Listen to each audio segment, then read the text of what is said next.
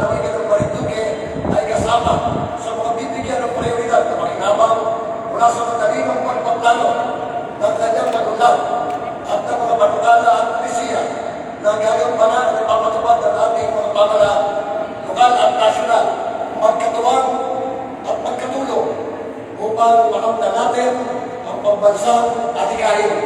Tumayan lang ang buhay ng bawat isang mamamayan Pilipino, marating ang kaunlaran at kasaganaan at mapagsilbihan ang interes ng higit na nangangailangan ng mga mamamayan. The road, the Rural Regional Development Investment Plan is a blueprint by which will be able to identify the priority development initiatives of the national government, which local government units like the municipality of Morelos is bound to support. Planning shall be done in coordination with all agencies. It shall be done with the caprice or at based on the rule of thumb, but rather based on accepted standards in development planning and management to ensure that the resources that are available may be used effectively and wisely to create better impact to the lives of our people. The municipality of Torrijos will be consistent in its effort to support whatever initiatives and programs the national government has identified for the region and for the province of Marinduque. Into its limited resources and manpower, the municipality of Torrijos, through the leadership of its mayor, will do its part to complement that initiatives. We will make sure that the regional development plan will find its way in our development program and plans for the years to come. Ang Torrijos po, sa isa po ng liderato ng aming pulubayan, sa tulong ng aming pulunggalawigan at ng ating pinatawan, at sa paspas ng NEDA, ay patuloy na nakikinabang sa mga proyektong pang-infrastruktura para sa pagpapagulad ng kabuhayan, ng turismo at paglikha ng trabaho sa aming mga kabayan. Kaya kumasa kami na ang plano ito ay higit pa magpapayagting sa pagulad ng bayan ng Torrijos at ng lalawigan ng Marinduque. So that while Marinduque lies in acceleration with the rest of the provinces in Mimaropa through the regional development plan, it will be able to catch up in March alongside with the progressive provinces of the country and make Mimaropa the regional power to the attainment of the objectives underlying the Rural Regional Development Investment Plan. Maganda.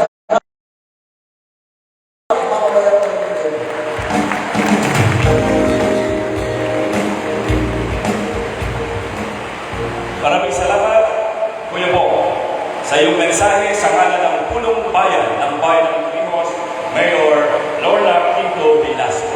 Thank you very much. Ang Executive Director ng MASEC at Co-Chairman ng Regional Development Council at kanina katatapos na namin magkasama sa isang okasyon at ngayon ay nandito muli ang ating pong minamahal na Reverend Alvin Madlan. Palakpakan natin.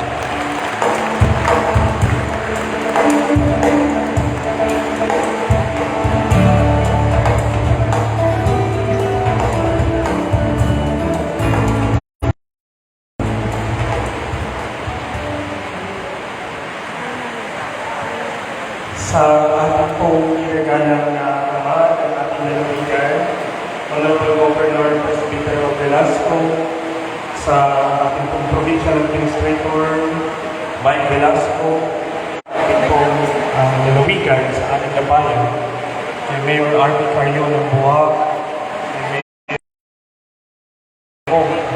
kay Mayor Rolly Tolentino po ng Gasa, sa mga kinakatawan pa ng iba't ibang nating mga bayan, sa ating mga CSOs, sa ating pong mga pinagpipitagan ng bisita mula sa NEDA, ang director po ng NEDA, sa magiging presentasyon ni RDT patungkol sa ating Regional Development Plan at Regional Development Investment Plan para sa ating mahal na rehiyon ng Mimaropa.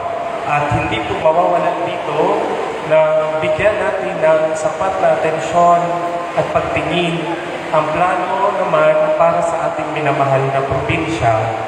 Ang mga bagay po ito ay sama-sama pinagsikapang buuin para magkaroon ng isang pagpaplano na talagang dapat at tutugon sa ating pong pangangailangan dito sa ating probinsya. At ang magiging plano pong ito na ipapahayag sa ating mamaya ni RDT ay akin pong ipinag-iimbita na sa inyo na matama nating tingnan, pakinggan, pag-aralan, at dito ay lubos tayong matututo kung papaano ang bawat isa sa atin, nasa pamahalaan man, nasa pribadong sektor man, nasa sektor man ng edukasyon o mga people's organization, ay makakatulong at makakaambag para po sa ikatutupad ng planong ito. After all, ang plano po ito ay iisa din lamang naman ang layunin para tayo ay makatama ng pag-unlad dito sa ating minamahal na probinsya. And to end this thought, ang akin pong ibabahagi sa inyo ay kung kaganapan ng planong ito, nakasalalay din po naman sa kung paano tayo magkakaisa para ito ay ipatupad. Mapagmatyagan din nating babantayan at aalalayan ang mga implementors para ang totoong layunin ng mga planong ito ay hindi madiskaril at mailagay sa tamang lugar kung saan lubos na kinakailangan ang mga solusyon sa mga problemang tinatahak natin, lalong-lalo na po dito sa ating lalawigan. Muli po, mula sa hanay ng mga civil society organization sa panguna ng MASEC, ang inyong pong lingkod ay nagpapaabot ng lubos na suporta at pakikiisa sa plano natin ito dito sa ating lalawigan, pagpapatupad ng Regional Development Plan para sa isang matatag, mapayapa at maayos na buhay sa lahat ng Marinduqueño. Muli po, mabuhay tayong lahat at maraming salamat po.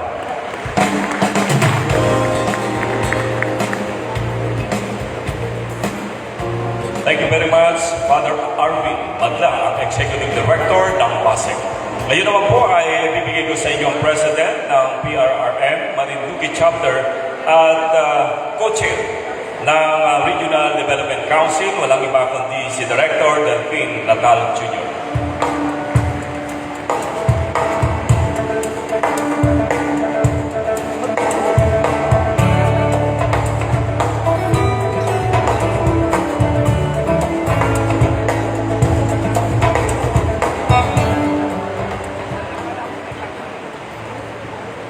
Maraming salamat, Kakawin.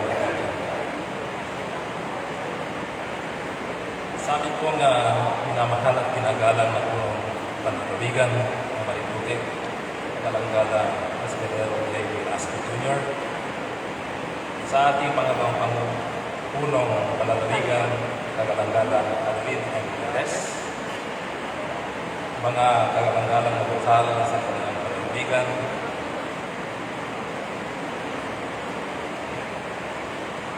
sa ating Congressman, Rome District of Marinduque, kagalanggalang Lord Alan J. Pinto Velasco, sa punong bayan ng Guac at Chairperson ng Economic Development Committee ng RTC, kagalanggalang Army D.C. Carion, sa punong bayan ng Buenavista, kagalanggalang Eduardo L. Siena, sa punong bayan ng Gasan, at Pangulo ng Liga ng mga punong bayan ng Marinduque, kagalanggalang Rolando Bolivar Tolentino.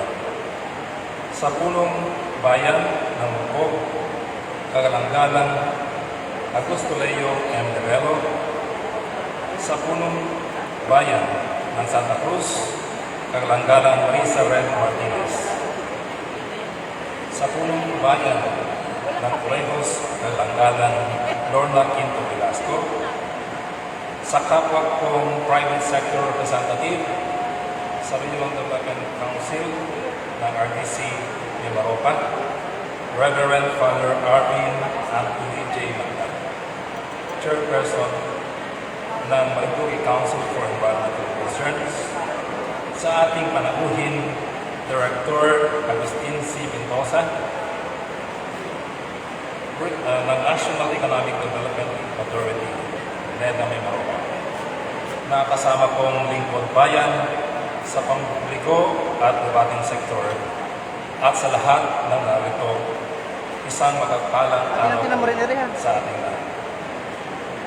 Isang karangalan ko po na mangyayang magbigay ng mensahe ng pagsuporta sa isang natatanging gawain na katulad nito. Ang Mimaropa Regional Development Plan 2023-2028 Provincial Roadshow na kauna-unahan sa buong Mimaropa Region.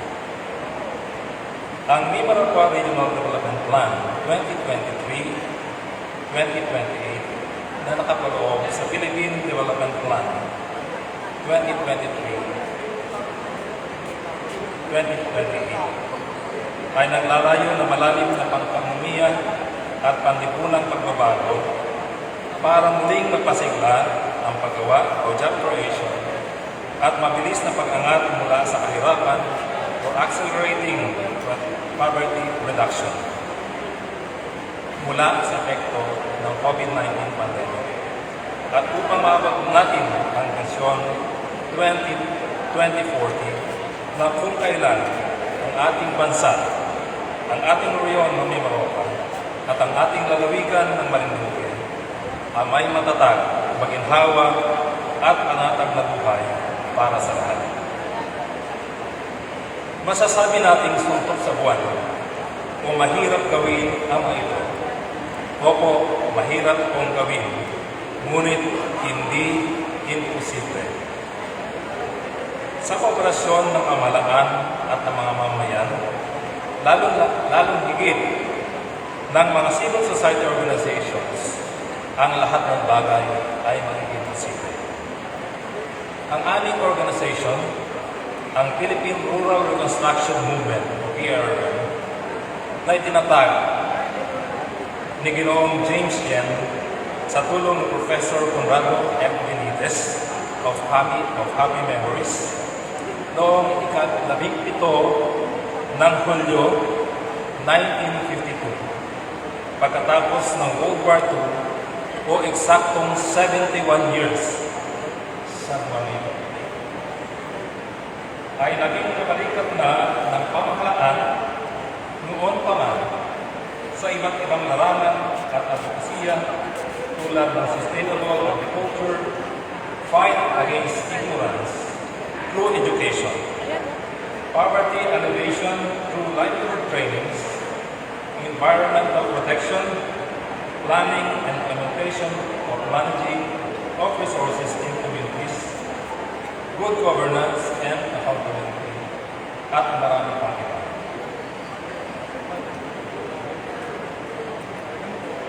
Ang ilan po sa mga matitingkad na kontribusyon at legasiya ng PRM sa kalimutan ng Pilipinas ay ang masusunod. Nais ko lang para sa kalaman ng kalamagayan. Ang Republic Act number 2370 na ipinasa noong June 20, 1959 na may title na An Act Granting Autonomy to Barrios in the Philippines o Barrio Charter na in-author ng late Senator Manuel P. Manahan, then President of PRRM. Ang batas na ito ang naging batayan ng kasalukuyang Local Government Code of the Philippines. Pangalawa, Doctors to the Baguio Program na kung saan ang dati at late Senator at DA Secretary Juan Clavier ay isa sa mga pioneer doctors ng PRM. Ang programang ito ay patuloy na itinataguyod ng pamahalaan ng Department of Health. Ang PRM ay patuloy pa rin sa aming pagkilos at panawagan para sa mabuting pamahala o good governance and accountability. mabigyan ng higit na budget para sa social economic sector na pinahayag namin doon sa budgeting process. Participatory governance in policy making na kung saan ang boses ng mga marginalized sector ay mapapakinggan at ang commitment ng bansa to attain the Sustainable Development Goals upang ang mga pinapangarap nating ambisyon ay sa isang likuran na matatag, maginhawa at may panatag na buhay para sa lahat. Sa ngalan po ng Philippine Rural Construction Movement at mga kasama nating civil society organizations na narito, ako po ay lubos na sumusuporta sa Memorandum Development Plan 2023-2028. Maraming salamat at mabuhay po tayong lahat.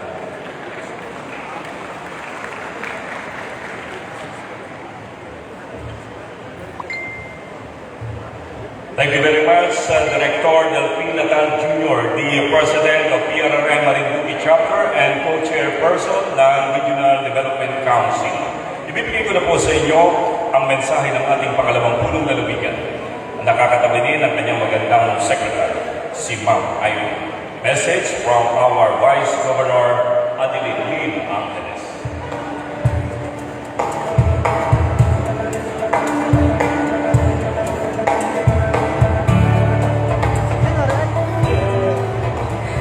Maraming salamat po, Sir Lanlan Fernandez.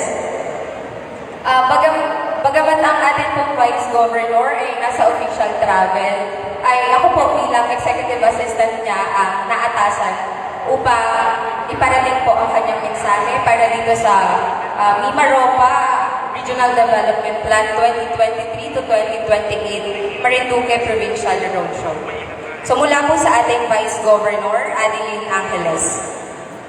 Sa ating mga katuwang sa paglilingkod mula sa pamahalaang panlalawigan, sa pamumuno ng ating Governor Presley Velasco, sa mga kasamang lokal at mga department heads, mula sa LGUs, sa pamumuna ng mga mayor at vice mayors na naririto ngayon, Mayor Army Carion mula sa Buwak, Mayor Leo Livelo, Mayor Rolando Tolentino, Mayor Marisa Red Martinez, represented by her Municipal Administrator, Sir Andy Lubid, Mayor Lorna Velasco, represented by Sir Bong Rasa, and Mayor Bong Shena. So mula sa pamahalaang nasyonal, kasama ang ating mahal na Congressman Lord Alan Quinto Velasco, represented by PA Mike Velasco, at sa iba pang national government agencies, sa ating mga katuwang mula po sa NEDA, sa pangunguna ni Director Agustin Mendoza, mga kasama mula sa Regional Development Council, sa pamumuno po ni Chairman Romblon Governor Jose Riano, and we have Father Arvin and Sir Delphine Natal as representative of the private sector.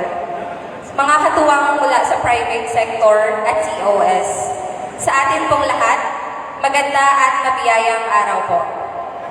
Paumanhin po sapagkat ako'y nasa official travel ngayon, subalit hindi ko po pwedeng palampasin ang okasyong ito upang i-congratulate at pasalamatan ang lahat ng mga naging instrumento at naging bahagi ng formulation ng isang napakahalagang dokumentong ito, ang Mimaropa Regional Plan 2023 to 2028. Nalalaman po natin na sa paggamit ng kaularang ninanais natin, mahalaga ang isang roadmap na magsisilbing gabay sa ating sama-samang pagkilos at pagtutulungan para sa mas maunlad na rehiyon at bansa. Katulad po ninyo, ako'y naniniwala na sa pamamagitan ng Regional Development Plan 2023 to 2028, nabunga rin ng mahabang proseso ng sama-samang pag-aaral ng sitwasyon ng rehiyon. Gayon din ang ating parehong pangarap na pag-unlad. Ang mga estratehiyang na sama-sama nating isusulong ay mahalagang susi sa higit na pagtaas ng antas at kalidad ng buhay sa ating lalawigan at iba pa sa rehiyon. Kaya't muli, congratulations at maraming salamat sa mga naging bahagi ng pag-formulate ng dokumentong ito. Ngayon naman ay ang patuloy na pagtutulungan at pagkilos upang maipatupad at maayos ang nilalaman ng planong ito. Patuloy nawa tayong gabayan ng Panginoon. Mabuhay ang Mimaropa Region, mabuhay ang Marinduque. Maraming salamat po.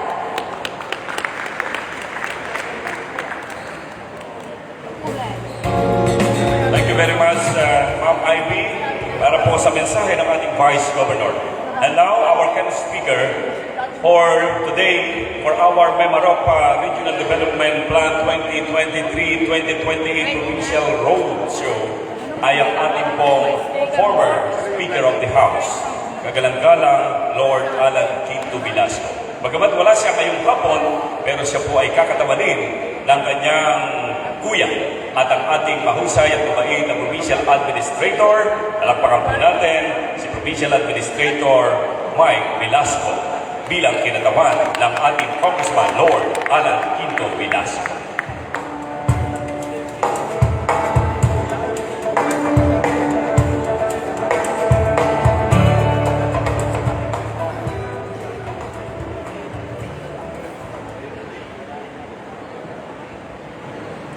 Sa tatay ng lalawigan at ang aking ama na si Governor Presbytero Velasco Jr., sa ating kagalang-galang na Vice Gobernador na si Adeline Angeles, of course, sa ating napakahusay na Vice Chairperson ng RDC Mimaropa at Regional Director ng NEDA Mimaropa na si Sir Agustin Mendoza, ang ating mga mayors and their representatives, of course, ang aking pinakamamahal na ina, Mayor Lorna Velasco of Torrijos, Mayor Army Carrion of Buwak, Mayor Edward Siena ng Buena Vista, Mayor Rolando Tolentino ng Gasan, Mayor Augusto Libelo ng Mungpog, Mayor Marisa Red Martinez ng Santa Cruz, of course kay Reverend Arvin Madla, ang ating civil society organizations, ACATIM, national government agencies, LGUs, department heads, lahat na po kayo na nandito. Of course, ang sa ating SP members, hindi ko na po kayo isa-isahin. Lahat po na nandito, magandang hapon po sa inyo lahat. So, ito po yung message po ng ating congressman.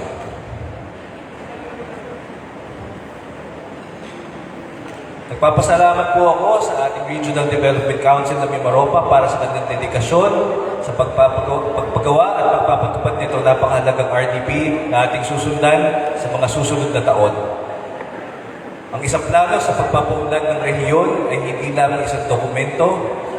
Ito ay isang gabay, isang tuntunin na naglalayong itaguyod ang pagkapantay-pantay, kaunlaran at pagsasamahan ng bawat rehiyon. Sa pamamagitan nito, nagkakaroon tayo ng mga direksyon at layunin upang mapalawak ang oportunidad sa mga lugar na kadalasang napapabayaan.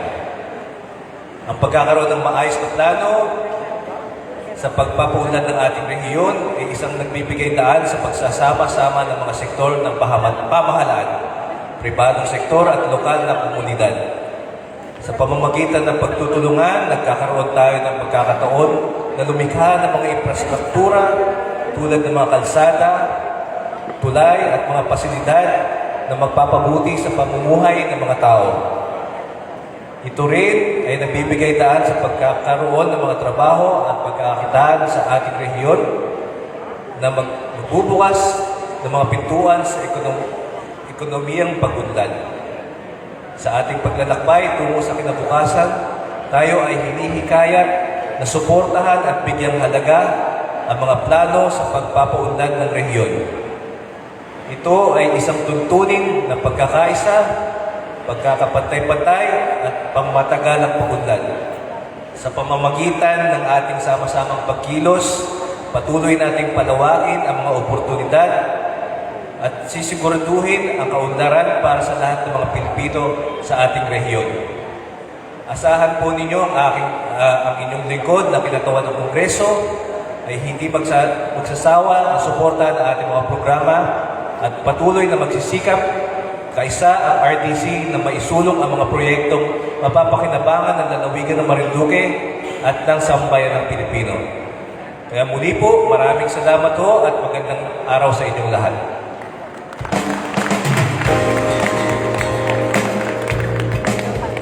Thank you very much PA Provincial Administrator Mike Velasco sa pag-deliver ng mensahe ng ating minamahal na Congressman. Mahal na Direktor, napakinggan na po natin ang suporta ng iba't ibang sektor at tanggapan ng ating pamahalaan at ng ating komunidad. Naniniwala kami na ang iyong paglalahad ng programa at plano para sa ating lalawigan at sa ating region ng Mimaropa ay alam kong handang-handa na po ang ating mahusay na Direktor, ang Vice Chairperson ng Regional Development Council Mimaropa at Regional Director ng NEDA Mimaropa, ibibigay ko na po sa inyo para sa kanya ang pagkakataon sapagkat ang lahat ay handa na makinig na ibigay na ang suporta para sa tagumpay ng planong ito, walang iba kundi ang ating Director ng Region 4 Mimaropa NEDA, Director Agustin C. Mendoza.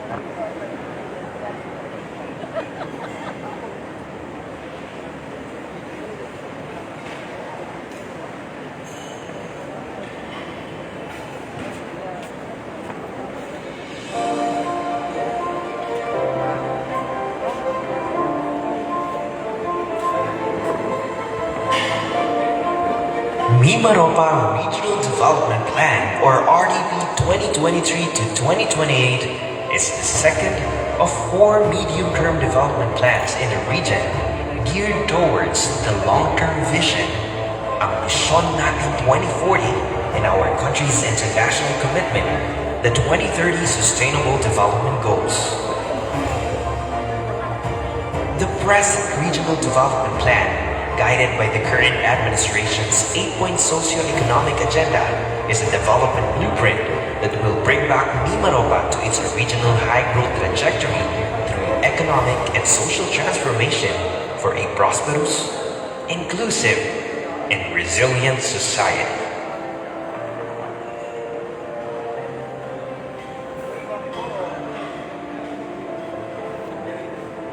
The plan is also geared towards the realization of the region's vision, Mimaropa naturally as the destination of choice for ecotourism, infrastructures,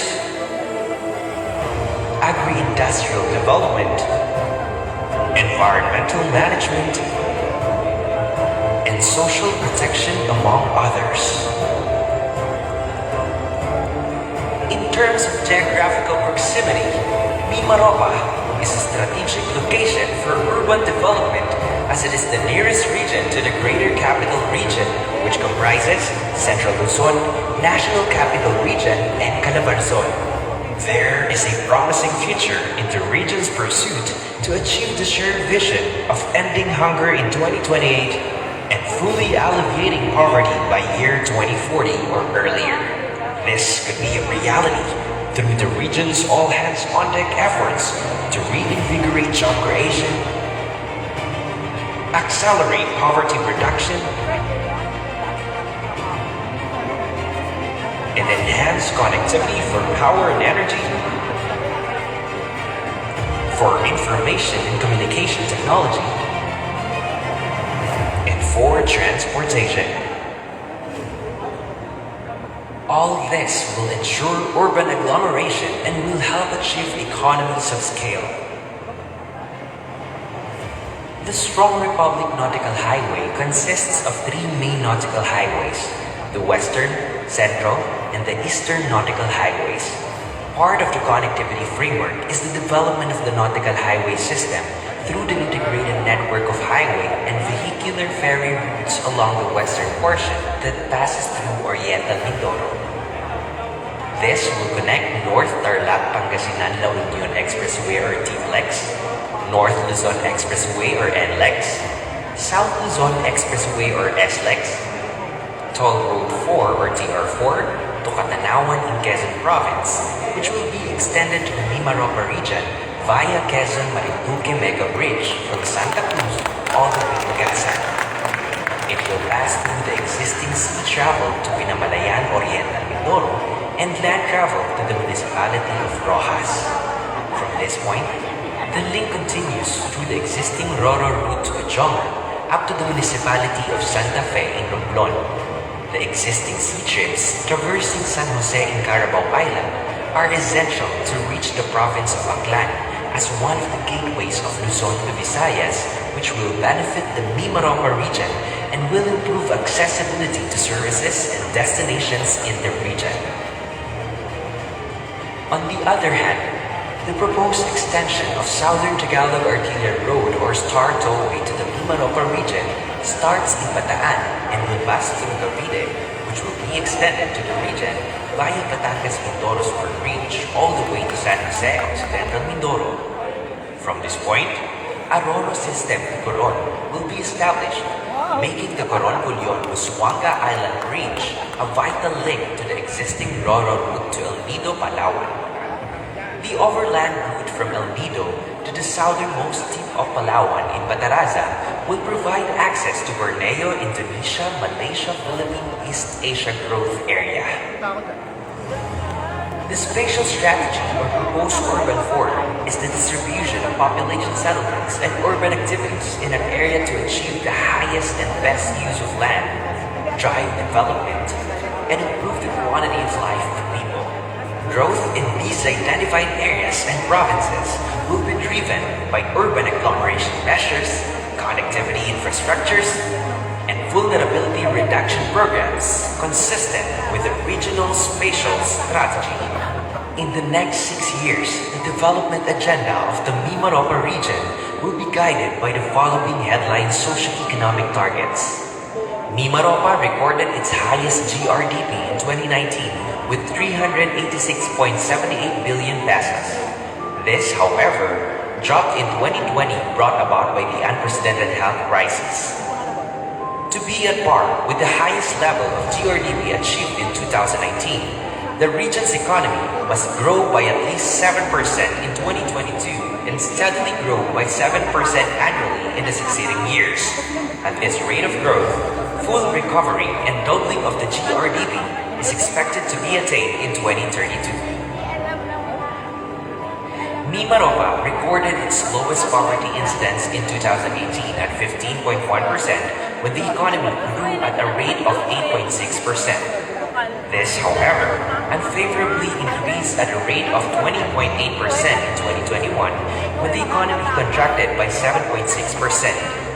The resulting GRDP per capita was considered in the estimation of poverty incidence targets. Regression analysis showed a significant negative linear relationship between GRDP per capita and poverty level. Unemployment remained below 5% from 2016 to 2019. This rate, however, almost doubled in 2020 and 2021 at 7.2% and 8% respectively. The easing and lifting of restrictions and other post-pandemic recovery efforts are expected to boost economic activities in the region and create an enabling environment for business, investments, and productivity. For the past 3 years, food inflation in the region accelerated from 1% in 2019 to 4.1% in 2021. Among the top contributors to the surge in overall inflation were corn, meat, and fish. An efficient transportation system, coupled with enhanced accessibility to agricultural and fisheries commodities, is expected to support the achievement of affordable and stable food inflation in the region. With modernized agriculture and adoption of new farming technologies, agriculture and fishery productivity is expected to improve, meeting the food requirements for domestic utilization. As of October 2021, paved national roads reached 99.13% or 2,277.80 kilometers out of 2,297.71 kilometers total in the region. Transportation networks in the region, such as those roads implemented through the convergence projects, must continue to improve tourism and agriculture in underdeveloped areas and connect remote towns and municipalities to production, markets, and tourists to induce trade and move economic activities. Over 80% of the region's electricity is still generated from burning petroleum products, which makes the region highly susceptible to any changes in price. The proposed interconnection of Mimaropa with the Luzon and Visayas power grids is envisioned to provide the region's island provinces with access to bulk generation sources from the main grid.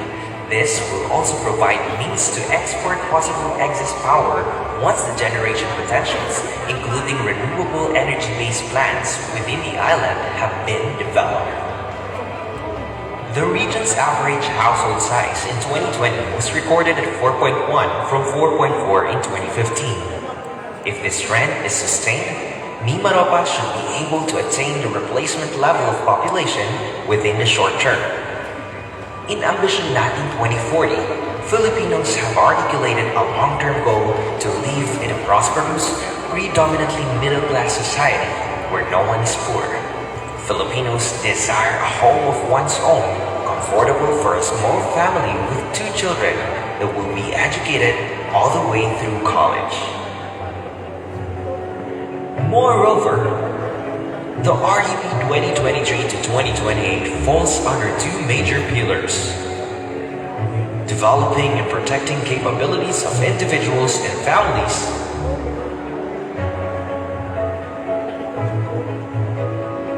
and transforming production sectors to generate more quality jobs and competitive products.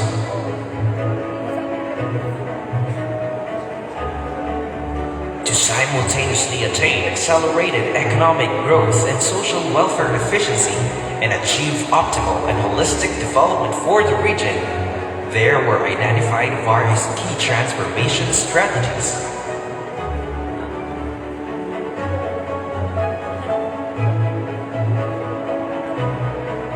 And enabling environment and institutional mechanisms.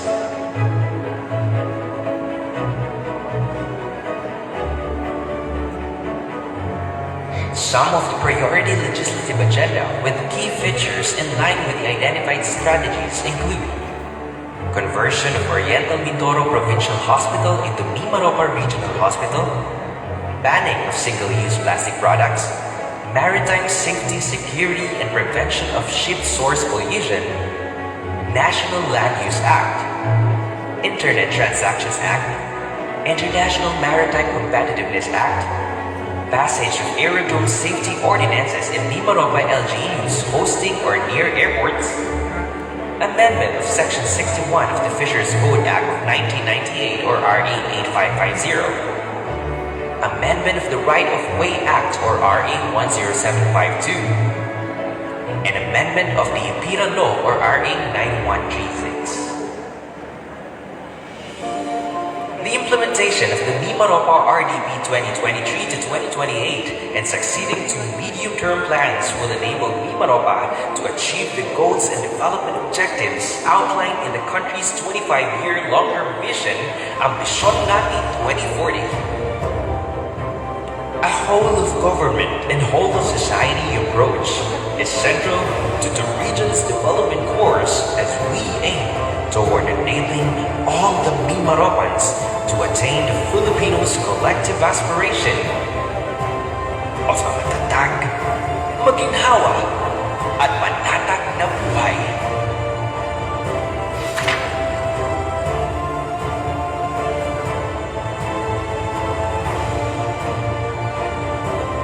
planong sentro ang mamamayan tungo sa masaganang lipunan.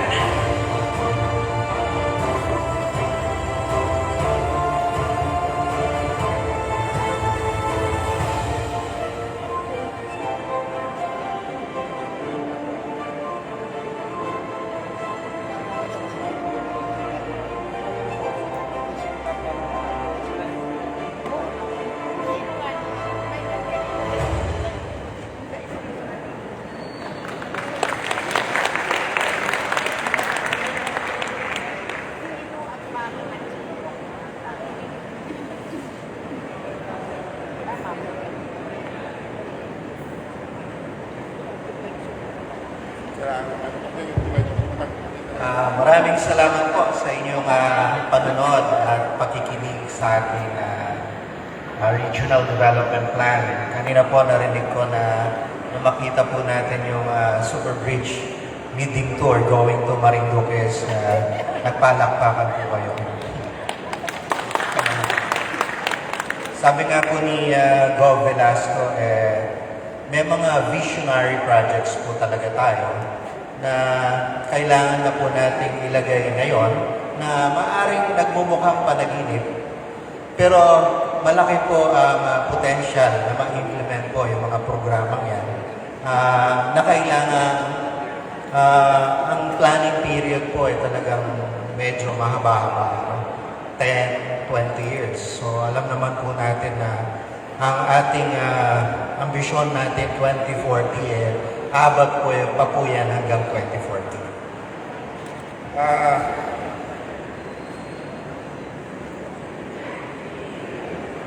Governor Velasco, by Congressman Lord Alan J. Velasco, represented by P.A. Mike Velasco, Father Arvin Madla, RDC Co-Chair, Mr. Delphine Natal Jr., one of our PSRs at the Regional Development Council. Of course, Vice Governor Adeline Angeles, ably represented a while ago by Madam, hindi ko lang po nakuha yung pangalan. Sorry. Mayor Carion, Honorable Mayor Tolentino, Mayor Livelo, Mayor Martinez, as well as the better half for Governor. Hindi lang po natin kasama rito, Mayor Velasco. Sa lahat po ng constituents ng Marinduque, mga LGUs, magandang hapon po sa ating lahat. So maliban po sa ating Regional Development Plan o Visual Presentation, i-share po namin sa inyo ngayon yung kanyang partner document. Ang tawag po natin dito ay yung investment program. Yung pong ipinakita sa AVP basically mga vision statements, goals, and strategies, metrics kung paano natin i-measure yung development ng ating rehiyon, ng mga probinsya. Yung pong paraan kung paano ma-implement ang plano na to, kailangan po natin mag-implement ng mga programa. So ang tawag po natin dun sa grupo ng programa na yan, programs, projects, and activities, yan po ang Regional Development Investment Program. Sa mga probinsya at sa mga cities and municipalities po, sa province, ang tawag po natin is PDPFP, Pinaghalong Development Plan at saka Physical Development Plan. Para po ma-implement yung PDPFP, kailangan mo ng Provincial Development Investment Program. Sa mga LGUs naman po, meron tayong CNUP, ang kapartner niya ay Zoning Ordinance. And meron din po tayong Comprehensive Development Plan. Yun yung counterpart ng RDP. At yung comprehensive development plan po natin, meron po siya local development investment program. So, meron pong hierarchy of plans at isa po yan dun sa mga ipapakita natin maya-maya. Okay, next slide please.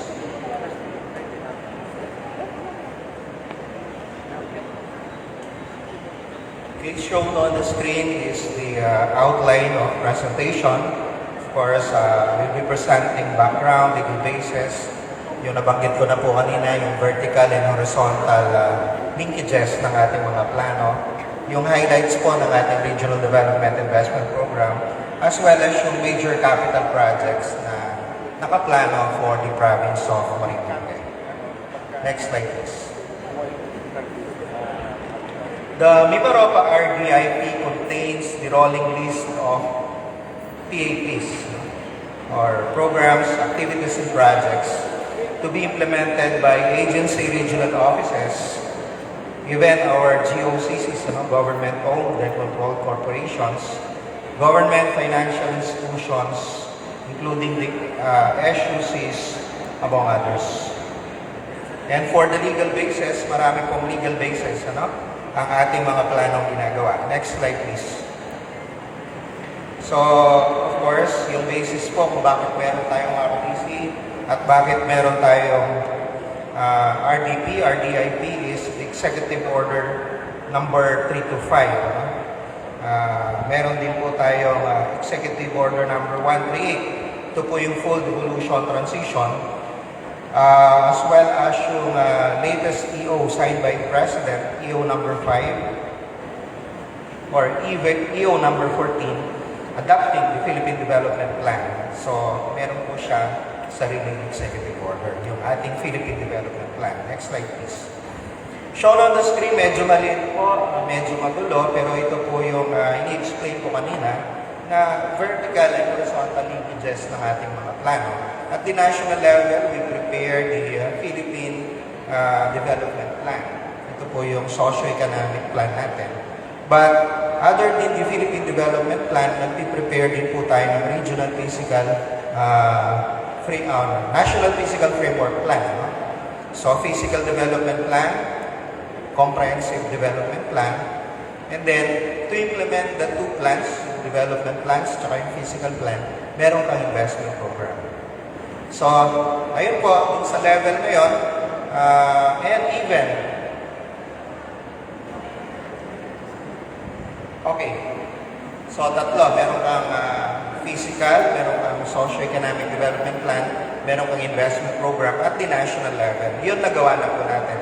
At the regional level, ito po yung tinatawag natin na Regional Development Plan, Regional Development Investment Program, and then Regional Physical Framework Plan na kasalukuyan po natin in-update.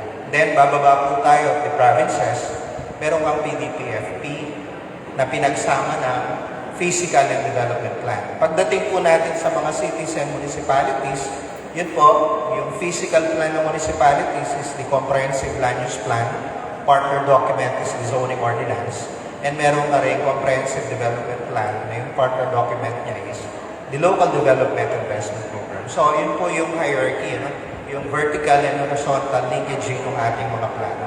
So, kung mapapansin po nyo, napaka-dynamic and complex ng planning environment at the national, regional, and at the local level. So, may hatian po ng function siya as provided in the Local Government Code. At the Local Government Code, siyempre yung mga basic services. Pero yung mga higher services na due to sa limitation ng funds ng mga LGUs ng provinces, yun po yung i-implement ng national government. Next slide, please. Next slide, please. Ayan. So, shown on the screen is the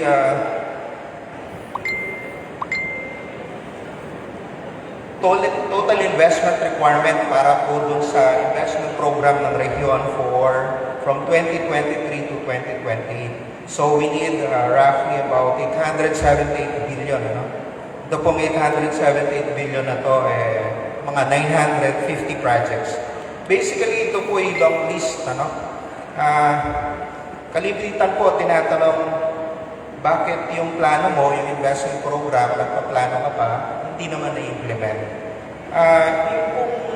Yun po yung realities ng planning. So, hindi naman po masamang mangarap or managinip kung minsan. So, kanya may long list tayo. Doon sa long list of projects, doon po tayo mamimili kung alin yung una i-implement. Kalimitan po kasi is, halimbawa sa LGU level, meron kang 3 years duration. So, pag may new sets of officers, hindi pwedeng idikta ng plano kung anong i-implement ng mga current officials. So, kanya malaki po yung or marami kang projects na ilalagay para meron pong choices. Ganon din po sa Regional Development Investment Program natin. So, marami pong nailista, maraming choices. And then, pag-aaralan pa rin po after nito kung alin ang mauuna based on benefit cost analysis among other tools natin na ating ginagamit. And especially, next slide, ito po yung distribution of projects. So, of the total na almost 1 billion, 878 billion, some 739 billion or 29%, ito po yung region-wide. So, lahat po ng probinsya mabibigyan. And for Marinduque, ang total cost po would be 4.71 billion or 7% ng total investment requirement ng ating RDIP. For Romblon, it's basically magkalapit lang po 8%. So basically, kung titignan po natin yung formula din ng IRA, no? Land area and population, nakasunod dito yung distribution ng investment program. So, masabi po natin na there is equity as regards yung ating investment program. Okay, next slide please. So, let's go now to the major programs, projects, and activities about connectivity. Next slide. Ayan. Shown on the screen po, is the proposed intermodal connectivity and inter-island linkages in Mimaropa. So ito na po yung connectivity infrastructure na pinagsama-sama ng sea, land, and air. So yung pong mapa, schematic representation po kung saan papunta, kung paano makakarating tayo from Mimaropa to the other parts of the country.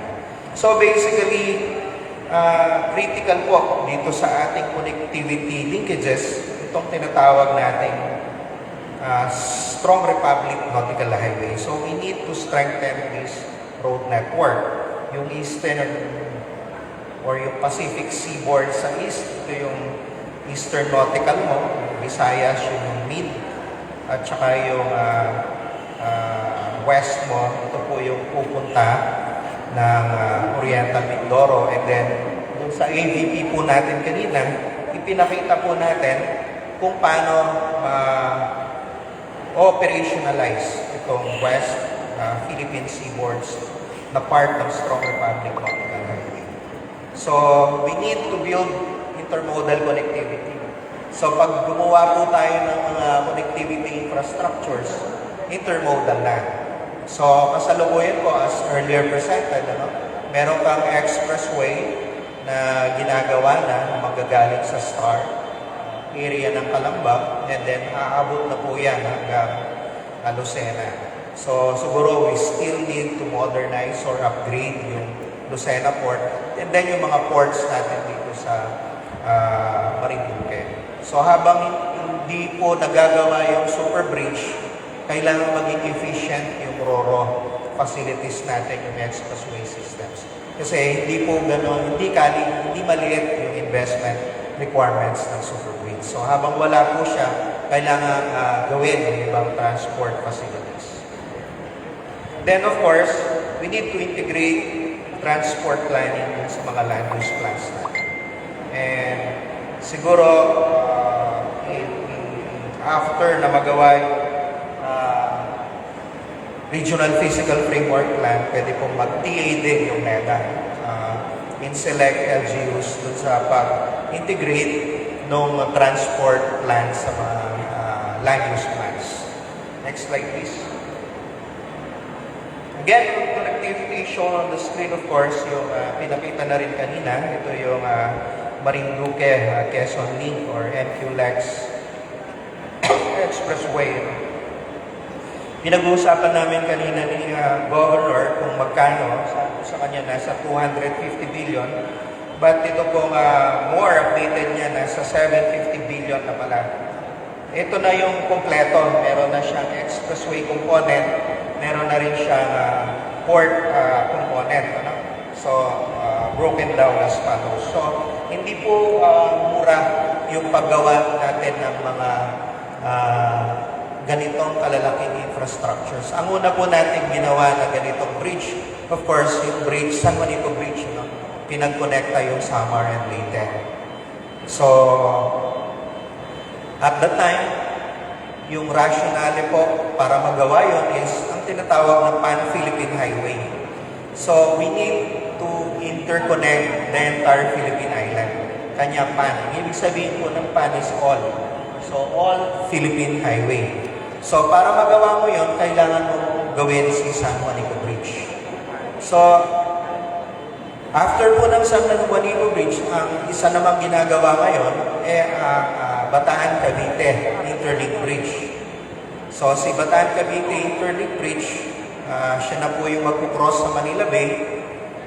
Sa parte po ng Mariveles, meron kang Roman Highway, tapos si Roman Highway, nakatutok na po sa Subic-Clark-Tarlac Expressway, makakarating ka na hanggang La Union.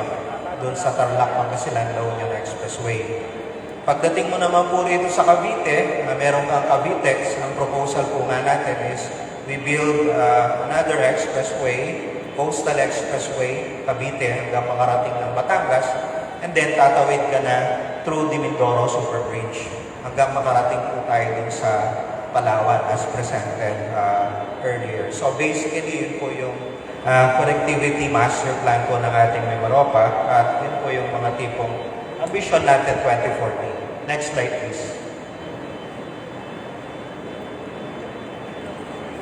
Again, on connectivity, yung Balongo Port Development Project, 100 million, as well as yung Barangay Bokpong Port Development Project, 100 million. So, ito po yung relatively mas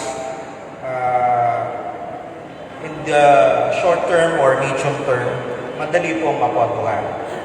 Next slide, please. Then, yung Marinduque Airport Development, 2.16 billion ang nakalagay dito. No? Next slide. Yun na ba yung item? Sorry. Then, another connectivity project, ito naman po yung power. Kasi, ito po yung challenge sa lahat ng probinsya ng Mimaropa. Island provinces po tayo. Wala pong economies of scale. So, yung power sector po kasi, hindi pwedeng isabay yung pag-construct ng power plant sa demand. So, ibig sabihin, kung ang power demand po is 10 megawatts, ang gagawin mo pong power plant, hindi pang 10, pang 15 or pang 20. So, palaging may sobra ka. Ngayon, kung ang users mo lang po is nasa province ng Marinduque, hindi mo pwedeng gawin yung times 2 na yon.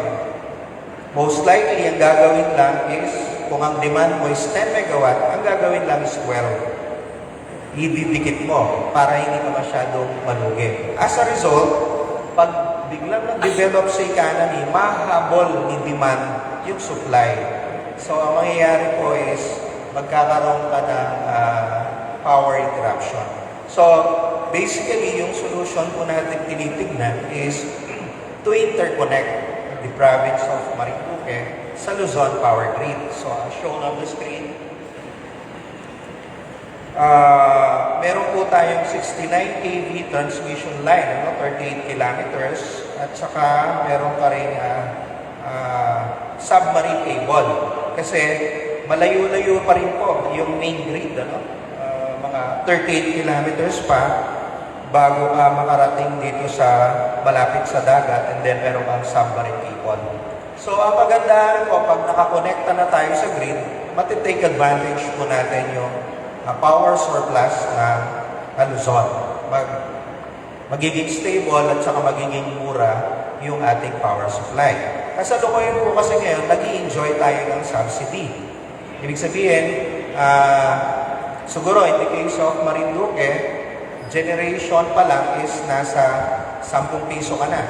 Kasi nga, diesel fed. Pero kapag ka nag-hydroelectric power plant ka, halimbawa, yung mga malalaking planta ng Nueva Ecija, sa Pantabangan, o kaya yung sa Ambuklao, 2 pesos lang po yung generation charge nun. So, pero at the household level, ang binabayaran po lang natin is 12 pesos. So, paano nangyayari? Kumikita pa yung mga power producers natin dito. Meron pong cross-subsidy. Kasi yung mainland Luzon, mura yung power, yung excess po dito, kasi gagamitin mo yung average, nagkakaroon ng cross-subsidy. Habang lumalaki po yung subsidy ng Luzon sa mga provinces ng Mimaropa, Marinduque, Oriental Mindoro, Occidental Mindoro, Romblon, and Palawan, tumataas po yung average electricity charge ng buong Luzon, ng buong Pilipinas. Kaya, kung makikita po natin, sinasabi na yung Philippines, isa sa pinakamahal ng kuryente. Because, nga po, yung cross-subsidy na yun. Ngayon, para ma-address po yung scenario na yun at the national level, kailangan po ma-integrate yung mga island provinces natin sa Luzon and Visayas grid. Pag nagawa po yun is medyo babagsak or bababa yung ating kuryente. And at the same time, pag nangyari po itong power grid na ito is it works both ways. Makakuha po tayo ng power from Luzon grid. At the same time, pwedeng magtayo ng malaking power plant dito sa Marinduque. Let's say, dalawang 600 megawatt. No? So, 1,200. Kaya po, ng capacity ng submarine cable, yung ganitong power output. So, makakapag-export ka sa Luzon Power Grid. So, yung pong 600 megawatt, $600 million po yung investment nun. Kasi 1 megawatt, 1 million US. So kung may mag-locate po rito na planta na 600 megawatt, yun po yung investment na makukuha or magiging pakinabang natin. So 600 million US times 50, ano po? 30 billion. So yun po yung incremental investment na makukuha natin on power generation. Sinasabi po natin yun kasi kung titignan po natin yung Batangas paggabi, punong-puno na ng power plants. Kung magdadagdag ka po doon is medyo challenge na. Huwag naman pong mangyari na merong masunog na planta doon na malaki, pwede niyang idama yung kasama niya. Pagdating mo naman po sa Bataan, halos natagtad na rin po ng maraming power plants yung Bataan. All the way to Zambales, sa Masinloc, tapos makarating po tayo ng Alaminos, Pangasinan. Yun po yung mga power plants natin. So we need additional area na pwedeng pagtayo ng mga power plants, and ito po, isa po ang Marinduque along with Oriental and Occidental Mindoro na pwedeng pagtayuan ng malalaking power plants. And then, si Romblon, ganun din po, kasi kukonekta naman siya sa Visayas grid. Ang plan po ng power development, yung Luzon grid, Visayas grid, Mindanao grid, is magkaroon po ng isang diretsong transmission line para po magkaroon ng economies of scale. So yan po yung significance ng slide na yan. Next slide please. On urban agglomeration. So basically, kailangan din po natin gumawa ng mga irrigation systems. Ano? So shown on the screen, ito po yung plano natin, yung Tinguan Small Reservoir Irrigation Project, roughly mga 600 million Ang irrigation service area po nito siguro from about 2,000 hectares. So, baka kapag ka natapos na po ng NIA, yung mga existing low dam, mid dams sa Palawan and Mindoro areas, ma-implement na po yung dam na to sa Marinduque for agriculture and food security natin. And then, of course, next slide please, for vulnerability reduction. Ayan. So, hindi po natin pwedeng pabayaan na gumawa ka ng airport, gumawa ka ng runway, gumawa ka ng roads natin, then gumanda yung economy, yung mga built up natin, nag-expand, nandun yung mga processing centers, yung industries. We need to protect those pagka dumating po yung bagyo, floods, among others. So, meron po tayo mga tinatawag na vulnerability reduction projects. So, ang initially, yung na-identify po yung Sabo Dam construction. No? So, basically, we want to retard or pabagalin yung pagdaloy ng tubig para hindi magkaroon ng impact sa mga built-up areas. And essentially, other than the Sabo Dam, next slide please, ito naman yung construction of BOAC urban drainage system. So medyo yung pong paggawa ng urban drainage at saka vulnerability reduction projects, medyo mahal din po kasi it's 1 billion. No? Kasi minimize flooding, gawa ka ng dikes, and even siguro may mga polder dikes na gagawin. So based on our initial estimate ng Secretariat, the amount would be 1 billion. So basically, yan po yung initial listing natin ng mga programs and projects for the entire region and those that are specific for the province of Marinduque. So yun na po yata yung last slide. Maraming salamat po sa attention at sa inyong pakikinig.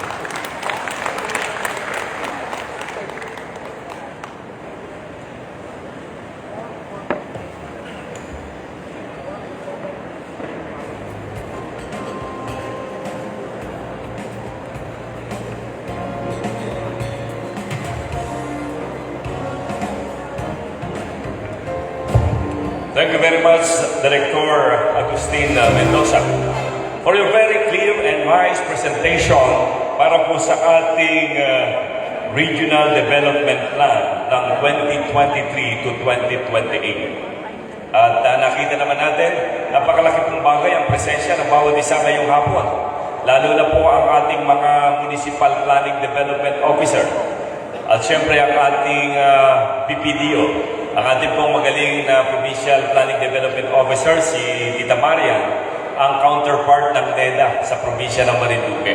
At siyempre, ang ating mga Municipal Planning Development Officers ay nandito at nakita po natin. Kinikilala natin ang inyong presensya sapagkat kung ating pong mamasdan, pumapaloob sa programa at sa plano na ipinresenta ng NEDA sa atin sa Region 4, Mimaropa, ang Marinduque, kung alin yung mga importanteng bagay na napapasama at mabibigyan ng pondo. At ito po ang makikinabang ay ang ating lalawigan at ang ating mga kababayan. Ang pag-unlad ng isang probinsya sa Mimaropa ay pag-unlad ng kapatid na probinsya. Kasama po tayo yan. Kaya ngayong hapon, inihiling ko po at pinasasalamatan natin ang ating NEDA Director. Palakpakan po natin si Director Mendoza. Thank you very much, Director. At siyempre, sa suporta po ng ating mga local government officials at ng ating mga department heads at ng iba't ibang ahensya, national government agencies and local government agencies, sa inyo po partisipasyon at pagtugon dito ngayong hapon ay malaking bagay para mapapagtulungan natin ngayon. Sabay-sabay tayong mag-iisip at makaharap ano yung magiging mukha at kaganapan at magaganap sa ating lalawigan. Okay? At ngayon naman po ay hinihiling ko at dadako na tayo sa unveiling ceremony at inaanyayahan ko ang ating minamahal na Governor para po dito sa atin sa taas. Kasama po ang ating Regional Director ng NEDA, kasama po ang ating mga mayors mula sa 6 na bayan, kasama po ang ating provincial administrator at ang ating pong mga board members ay akin na rin hinihiling na maging witness. Bahagi po tayo dito sa atin, sa itaas. Yung ating pong mga mayors, representative ng mayors po natin, kasama po kayo dito.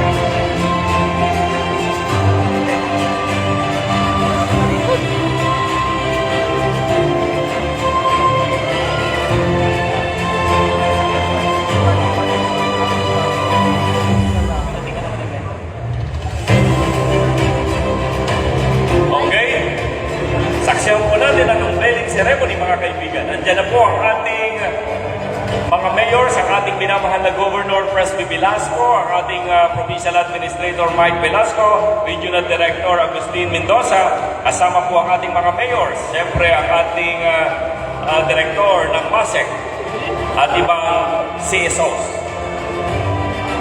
Okay? Ayan, pwede na po. Okay, palakpakan po natin, mga kaibigan.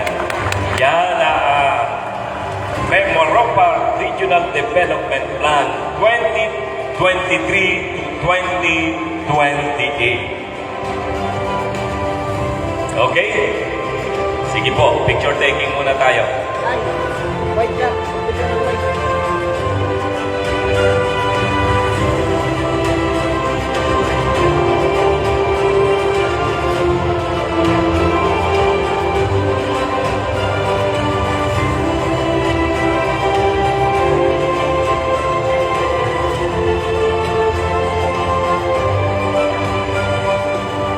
Okay, thank you very much.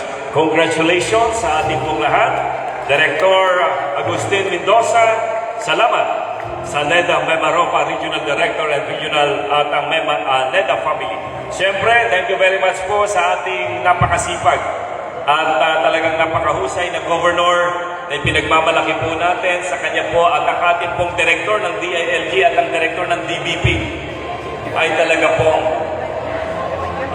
yung pong mga national, wag na po munang bumaba. Yung ating pong governor at saka si director, para po yung mga iba pong mga ahensya ng ating pamahalaan ay makasama po. Yung pong ating mga department heads na nandyan. Kasama po tayo dito sa picture daw, ang ating pong mga department heads kasama ni director at ni governor. Dito po. Lahat po ng mga department heads, kasama po dito, kasama ng ating governor, si director. Opo.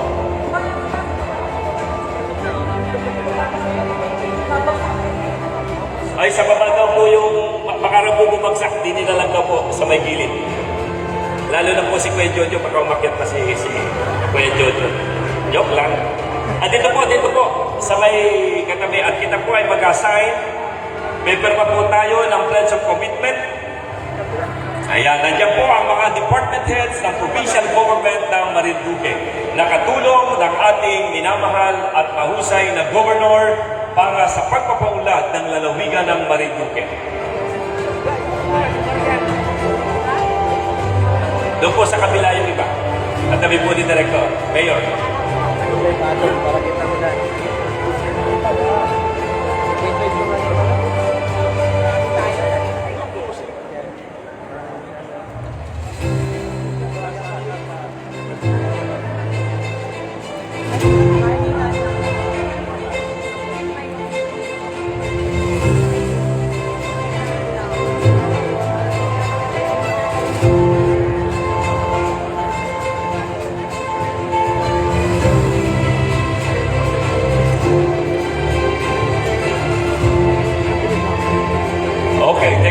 Yan po ang mga department heads sa provincial government. Sunod po ang ating mga national agencies, government heads, yung mga heads po ng national government agencies, ang PNP, DOH, sama-sama na po tayo, DepEd.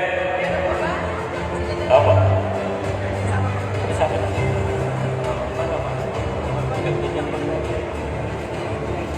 Okay, kasama po yung ating mga national agencies heads at saka chief, division chief.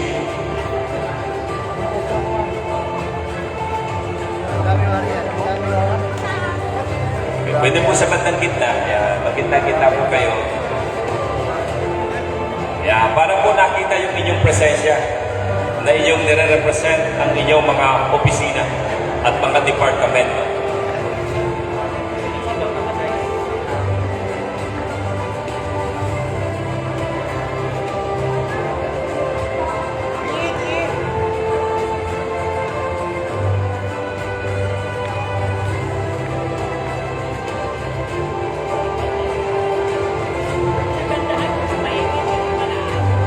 Iniimbita po namin ang representative de Mayor ng Buena Vista, Bong Siena, dito po sa taas. Si MPDC po, engineer, dito po kayo sa taas. Ang kasunod po ang mga CSOs. CSOs po yung ating mga civic society organization po. Dito po kayo, kasama po kayo. Yan, para alam natin. Susunod po lahat ng mga MPDO. Susunod po kayo pagkatapos ng CSOs. Yan. Hindi lang dapat ito.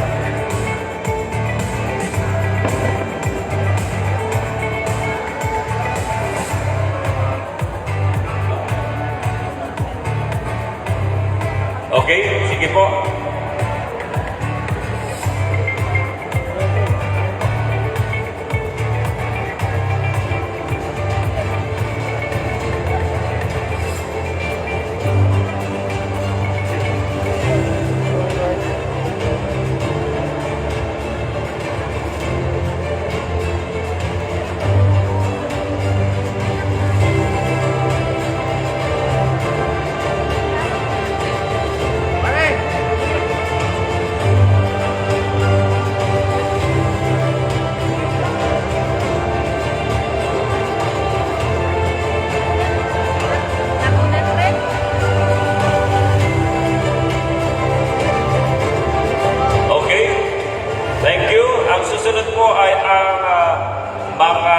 MPDO, Municipal Planning Development Officer, sama na po natin ang mga ABC President, ang SK President, kasama na po kayo, Mayor Tolentino, inanyahan ka po ulit umakyat, kulang po ang gwapo sa taas.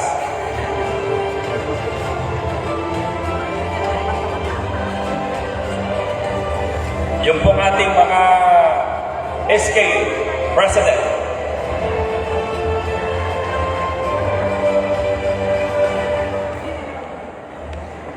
Kasama na po ang ating PPDO, headed by ng ating po PPDO, Tita Marian, at ang kanyang mga staff.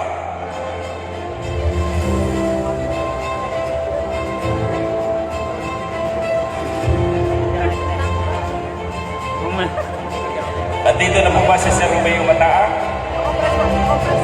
Sir, ayan, nandito ka na. Ita-turn over ko na sa iyo, Sir, ang open forum. Meron po tayong open forum and press conference. Maya-maya po na kaunti.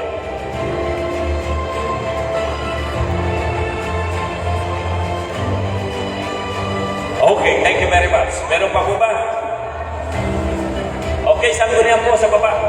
Ang sangguniang panglalamigan, ang mga kagalang-galang nating mga bukal. Yan. Hindi ko na pakitin po ang sanggunian sa taas. Si Kuya Jojo po ay baka po bumagsak yung ating stage. Joke lang. Yan po ang majority floor leader ng sangguniang panglalamigan. Honorable Jojo Leva. Bukal rin. Sino pa?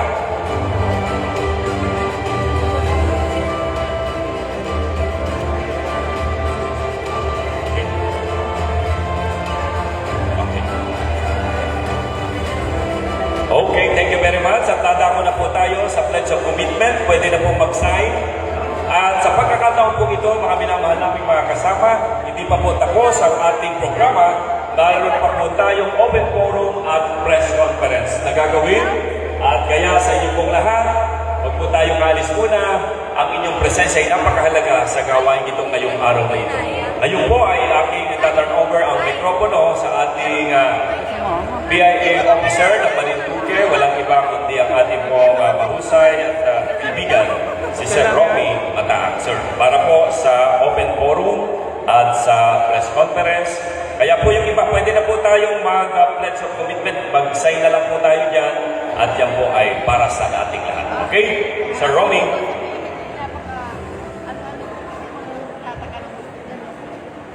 Muli po, magandang hapon po sa ating lahat. Magandang hapon po. Magandang hapon po. Yun, magandang hapon po muli. Kami po ay magkasama kanina ni Bukal dyan. Ako po ang host dun sa Dagiao. Tapos siya naman po yung presenter. Tapos nagpalit lamang po kami ng pwesto. Ngayong araw, ngayong hapon. Habang nakikita po natin ang paglagda ng ating gobernador, Governor Presbyterio Velasco Jr. sa hall na bilang tanda ng kanyang commitment para sa NEDA, ay pinocongratulate po muli natin ang provincial government sa pagpapasilaya ng 2023-2028 Mimaropa Regional Development Plan.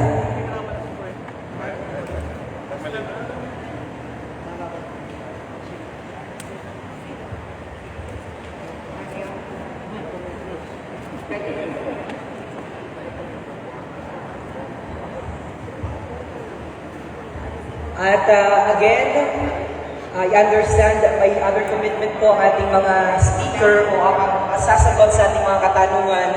Kaya sa pagkakataon pong ito ay formal na natin binubuksan ang ating pong open forum. Kung may mga katanungan po ang ating mga kababayan o ang mga individual na nandito po sa ating bulwagan, ay maaari niyo po i-approach ang ating pong mikropono na matatagpuan sa gitnang bahagi ng ating entablado o ng bulwagan. At the same time, kapiling po natin ang mga kinatawan mula po sa local media, sa Marinduque News Network, ang aming pong regional editor ng Philippine Information Agency Mimaropa, Mr. Ace Jean Sapit, at mula po sa Marinduque News Network, Mr. Santino Latorrena. Sa radyo natin buwag si Miss DJ Carl, at sa Marinduque ngayon si Miss Cheska.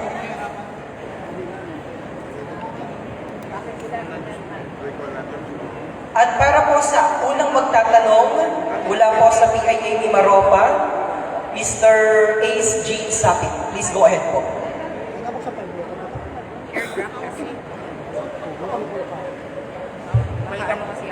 Hello po, good afternoon po. So, cognizant of the various issues that cut across the region, my question would be about ano po yung update pagdating po doon sa implementation ng submarine cable interconnection project ng Marinduque, Quezon po. Para kay Governor. Ating proposal for submarine cable that will connect us to Luzon is with the ERC, Energy Regulatory Commission, and we've been following up the approval. Nandun pa rin ho. I guess ERC masyado nila nire-review mabuti, very exhaustive. Kaya it's taking them a little while before they give the favorable response. Pero yun ho, kailangan natin para ma-implement. Pero alam mo natin, pinupupo natin, tinututukan mo natin dahil kailangan ho tayo makakonect sa Luzon grid.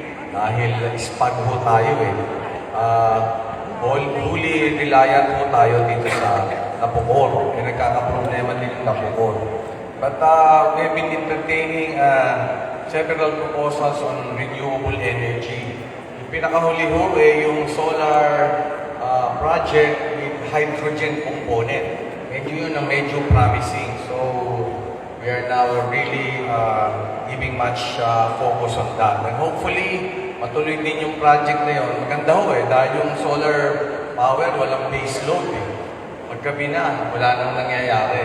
Pero ito, German technology daw, we will see. Thank you so much po, bro.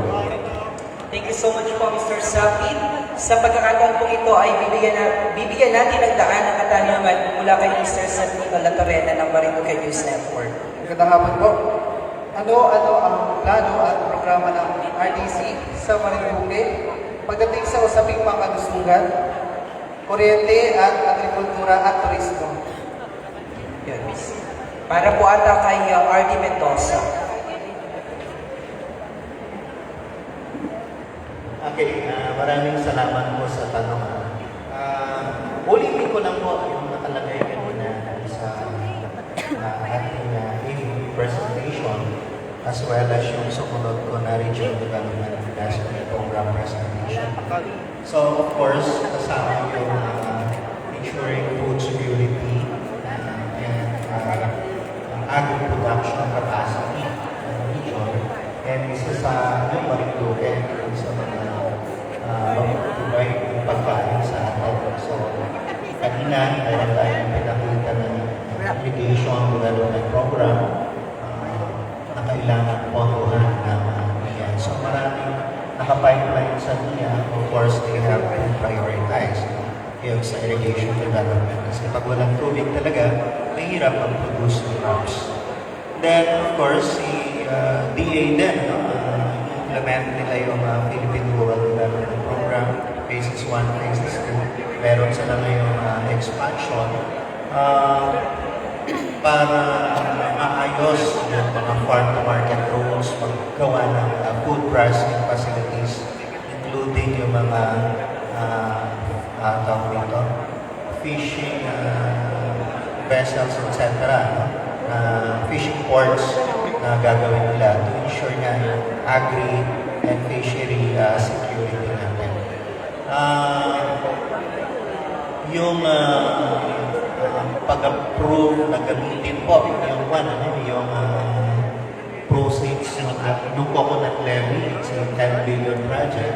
So last year, approve na yung plan for that, and then na-submit sa Office of the President.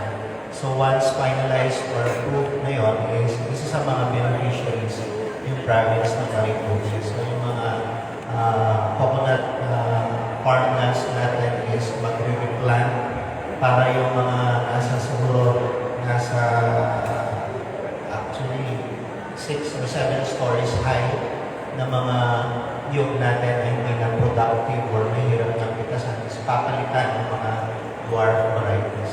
So basically, yun yung mga programa natin na kailangan bantayan at ma-ensure yung implementation ng DA. Of course, yung mga iba pang social projects natin, like yung Pantawid, ongoing yung implementation ng Pantawid. So, law na nga siya, hindi na conditional. So, yung latest data na nasa atin is yung na-identify ng DSWD is nasa 11,000 po for the entire province of Marinduque. And pagdating mo naman, of course, sa health and nutrition, yung first 1,000 days, kasi yung problema natin sa buong region, yung wasting, undernourished, para as a result of that, kung kulang yung nutrition mo yung first 1,000 days, syempre, hindi ka lalaki, yung brain development, hindi rin ganun kaganda. Ang sabi nga ng National Nutrition Council, yun daw pong mga katutubo natin, hindi talaga sila maliit. Nagkulang lang sa protein intake or food intake dun sa first 1,000 days. So, Father, sorry. Kompleto naman sa ulo. Tawiro lang po. Ako rin, hindi masyadong lumaki. So, baka kulang yung food or protein intake ko during my first 1,000 days. So, yun po yung mga social health programs na ini-implement ngayon ng mga national government agencies in partnership with the province and local government units. And of course, yung isa pang maganda na nangyari dun sa mga social services natin yung national subsidy sa tertiary education. Diba? Dati ang libre mo lang is primary, nagkaroon tayo ng K-12, no? So after ng K-12, nagkaroon ka ng Unifast Law, yung free access sa tertiary education. So, yan, nag-expand yung mga SUCs natin.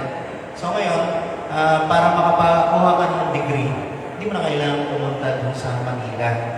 Na pag pumunta ka sa Manila, yung cost of living, problema mo pa. Pero ngayon na meron ka ng state subsidy para sa mga SUCs like yung Marinduque State College, soon to become university. So hindi mo na kailangan pumunta doon. So makakapag-aaral na tayo. So yun yung tinatawag natin sa Regional Development Plan na Human Capital Development, Total Human Capital Development. So yun po yung mga state interventions or social protection programs na implement ng national government at nakakarating sa mga provinces. Even yung mga, ewan ko, baka dito ngayon, yung BOAC, pwede rin kuminsan mag-operate ng local colleges. So, ayan. Thank you. Thank you po. RD, meron po ako isang katanungan. Regarding naman po sa urban greening project, kailan po ang timeline ito or kailan po ito isasagawa?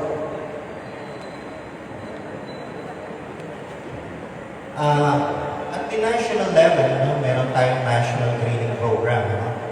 So, at the local level, pwedeng i-adapt kasi development policy na ilagay sa comprehensive development plan at sa comprehensive land use plan yung urban greening. So, hindi lang siguro dapat urban greening yung water-sensitive urban development design yung nabanggit ni Governor kanina. Kapag umulan, meron kang pang-catch ng tubig para hindi tuloy-tuloy yung surface runoff sa dagat o sa mga ilog as result of suskwell yung ilog magkaka-flooding. So, yung urban greening, vertical gardening, pwedeng i-integrate siya at implement at the LGU level. So, urban greening pwedeng humingi ng assistance sa DNR and urban gardening sa Department of Agriculture. So, meron ka ng hydroponics, etc. Pwede gawin.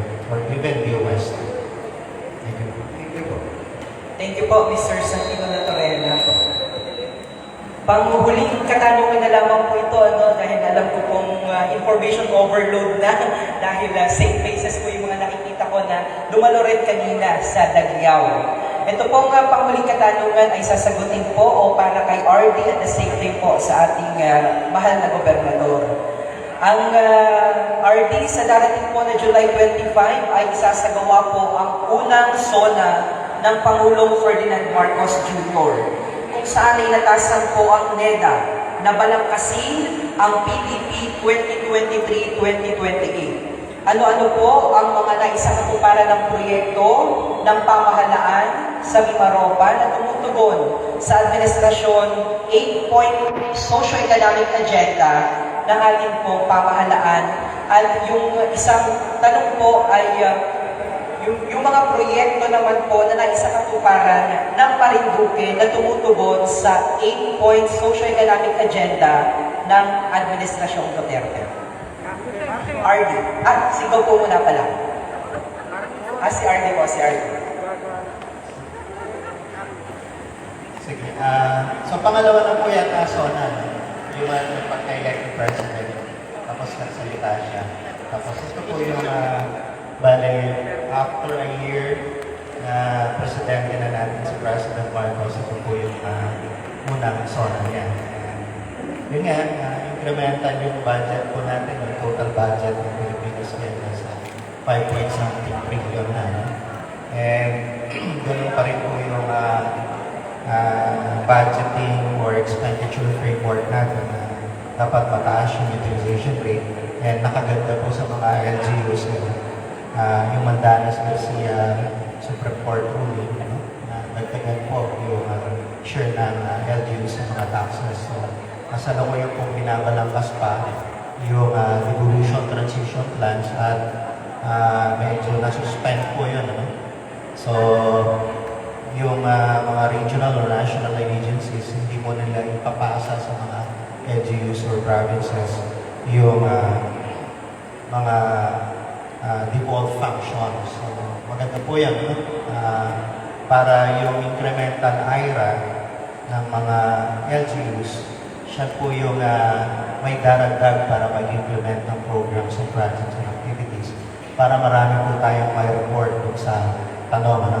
Basically, yung nangyari po for the first year, yung first year po, ito yung transition kasi, ano, yung budget mo last year is galing pa doon sa dating administration. So, tinapos lang po natin yan. No? Ngayon, yung magiging unang budget under sa termino ng ating Pangulo ngayon, ito muna ang ibinigay or isinabit sa Congress, yung NEP for 2024. So, maganda pong sagutin yung tanong next year, no? Dahil yun na yung budget of current administration. But basically, for example, sa buong region, no? May kwento kasi kanina, yung connectivity, yung super bridge, etc. No? For example naman, kung punta tayo sa Oriental Mindoro, yung buti kasi yung Marinduque, tapos na po yung ring road natin, so may ikutan mo na yung buong province. Pero kung titignan po natin yung pinagsama, yung Mindoro Island, Oriental and Occidental, hindi pa rin po tapos yung ring road niya. Meron pa pong mga 12 kilometers na hindi pa makonekta ang Abra de Guilo at saka yung Puerto Galera ng Calapan. Kung galing ka pong Calapan, pupunta ka ng Abra de Guilo, dalawa mo pong beses ipupros ang Sibuyan Sea. From Calapan, tatawid ka ng Batangas, pagdating ng Batangas, tawid ka ulit, pabalik sa Abra de Guilo. So, kung ano po yung natapos last year is, natapos na po yung road component ng road na yun. May mga dalawa or tatlong bridges nila. So, yun po na part of Oriental Mindoro. Of course, mga infra kasi sa Occidental. Sa Palawan, ganoon din. Yung mga runway, tapos yung expansion ng 1x1 lane, 2x2, 3x3 lanes. So, halos ngayon, matatravel mo na po yung Palawan from the southernmost part hanggang parating na ng El Nido. So, na-stop or na-hold nga lang po yung construction ng bridge ko, o yung bridge kasi naka-COVID. So, basically, kahit po nanggaling sa COVID at medyo limited yung budget, marami naman po programs and projects na i-implement last year.